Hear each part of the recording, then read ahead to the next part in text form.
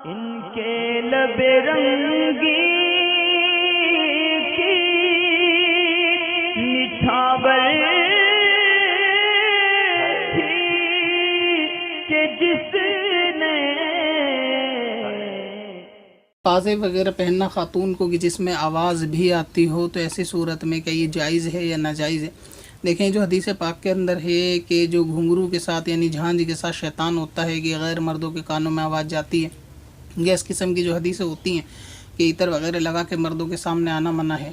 تو یہ مقید ہوتی ہیں غیر مردوں میں جانے کے تعلق سے۔ تو اگر اس کے ساتھ وہ قید ہٹ جائے گی، لہٰذا یہ حکم شرع جو ہے وہ بدل جائے گا۔ مثلا یہ کہ اس کے لیے ایک قاعدہ میں بار بار کافی ویڈیو میں بیان کر چکا ہوں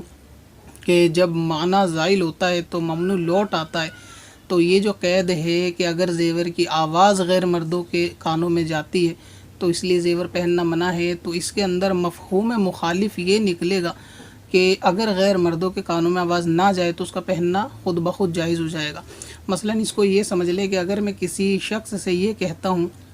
کہ اگر آپ میرے گھر آئیں اور بارش کا موسم اگر آپ میرے گھر آئیں اور بارش ہو رہی ہو تو چھتری کے ساتھ آئیں، تو اس کا مطلب یہ ہوا کہ میں اس کو سامنے والے کو چھتری کے ساتھ آنے کا حکم جو دے رہا ہوں وہ خاص بارش کے ساتھ ہے۔ تو اس کا مطلب یہ ہوتا ہے کہ اگر بارش نہ ہو تو اس کو چھتری کے ساتھ آنے کی ضرورت نہیں، یعنی جو میں نے بولا اس کا جو مفہوم مخالف نکلے گا وہ بھی حجت قائم کرے گا۔ تو یہ قاعدہ ایک ایسا ہے شریعت کا، اگر آپ اس کو سمجھ لیں گے تو آپ کے لیے آسانی ہو جائے گی کہ ہر وہ کام کو جسی خاص بنا پر منع کیا جاتا ہے،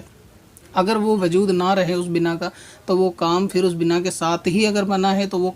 اس کے ساتھ اگر وہ ہٹ جائے تو پھر وہ کام خالص جائز ہو جائے گا۔ اس میں ہر بار ایسا نہیں ہوتا، مگر اکثر جو ہے وہ ایسا ہی ہوتا ہے۔ ہر بار ایسا کہاں نہیں ہوتا کہ جیسے بہت سی حدیث پاک ایسی ہیں کہ جس میں لعنت وغیرہ کا ذکر ہے کہ عورت اگر مردانہ لباس پہنے تو لعنت ہے۔ اب یہ مردانہ لباس وہ گھر کے باہر پہنے یا کمرے کے اندر پہنے، گھر میں پہنے، تمام صورتوں میں منع ہے۔ اور یہ جو حدیث پاک ہے کہ عورت کے زیور کی آواز غیر مردوں تک نہ جائے، ایسا زیور نہ پہنے، تو مطلب اگر غیر مردوں تک نہ جائے تبھی وہ زیور اس کو پہن سکتی ہے، غیر مردوں تک جائے تو پھر وہ زیور نہ پہنے۔ اب آپ نے پوچھا کہ پازیب وغیرہ کا یا اس طریقے کے زیور جو بچتے ہیں، تو اگر عورت گھر کے اندر رہتی ہے اور اس گھر کے اندر غیر محرم نہیں ہے،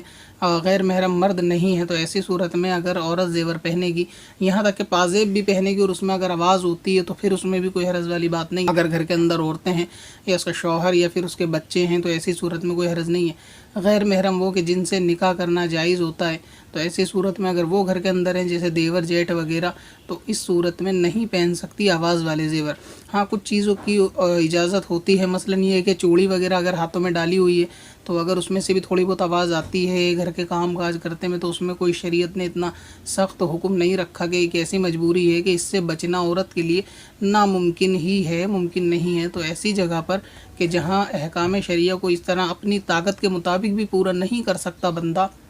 تو وہاں پہ تھوڑی بہت گنجائش جو ہے وہ نکلتی ہے، جیسے کہ کلائی کے تعلق سے کہ اگر عورت گھر میں کام کاج کرتی ہے، آٹا گوندتی ہے، جھاڑو پوچھا برتن کرنے میں کلائی آستین کو سوکھا رکھنے کے لیے تھوڑا فولڈ کر لیتی ہے، اور کچھ اس کی کلائی کا حصہ اگر نظر بھی آ جاتا ہے، گھر میں دیور جیٹھ ہیں اور فتنے کا کوئی اندیشہ نہیں ہے، کام وغیرہ کرنا بھی گھر کا ضروری ہے، تو پھر وہاں گنجائش ہوتی ہے۔ لیکن یہ کہ پھر بھی اس میں احتیاط کر لے تو یہ اس کی پرہیزگاری اور تقویٰ ہے۔ تو ٹھیک ایسے ہی اگر وہ چوڑی وغیرہ بھی پہنتی ہے تو اب روٹی وغیرہ بیلتے وقت بھی چوڑیوں کی آواز آتی ہے،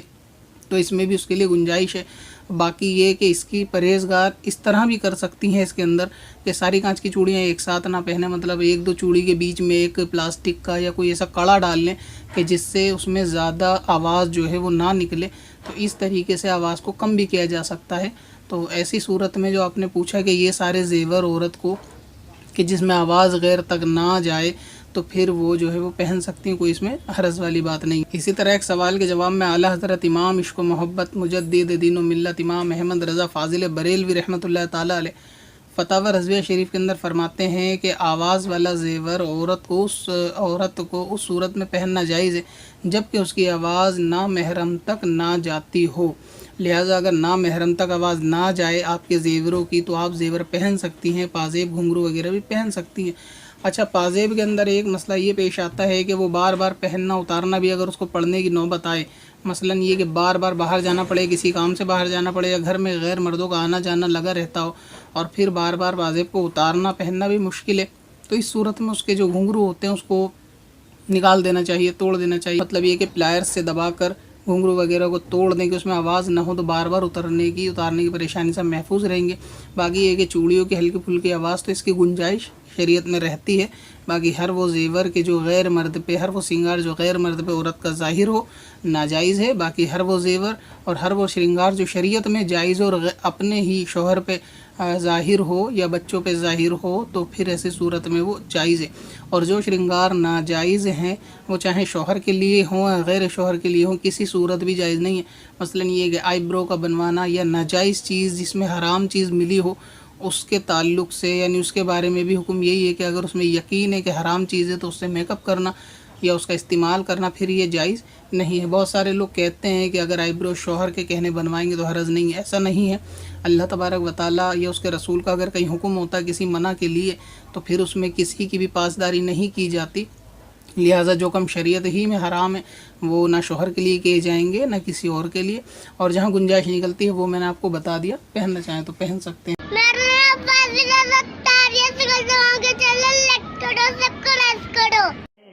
पत्थर में असल लाले पुरनवार